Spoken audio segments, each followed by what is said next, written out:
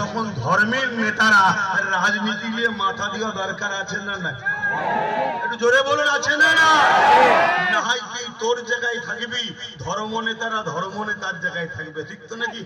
তুই যখন তোর জায়গা থেকে ধর্মকে অ্যাটাক করবি, তুই যখন তোর জায়গা থেকে ধর্মকে মিথ্যাচার করবি, তুই যখন তোর জায়গা ছেড়ে দিয়ে মানুষের রুটি রুটি কাজ কারবার দেশের উন্নতির কথা ভাবা ছেড়ে দিয়ে তুই যখন ধর্মের উপরে আঘাত দিবি, তখন ধর্মগুরুদের জন্য ধর্মের ব্যাপারে হাত দিবার জন্য রাজনীতির বিষয়ে মাথা ঘামানো তখন দায়িত্ব ওয়াজিব হয়ে যায়।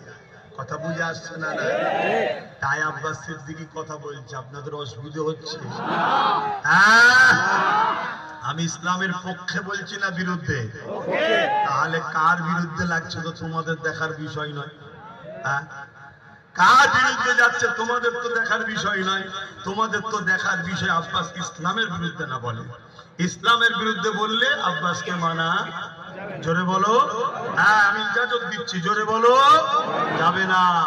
বাকি কোন দাদা দিদির গায়ে লাগছে তো দেখার দরকার নেই। কেন, দাদা দিদি তো তোমার অরিজিনাল নয়। তোমরা সাথ দিয়েছো, সে দাদা হয়েছে, কেউ দিদি হয়েছে। তোমরা সাথ না দিলে দাদাও হতো না, দিদি হতো না, জিরো। বিগত দিন যারা ক্ষমতায় ছিল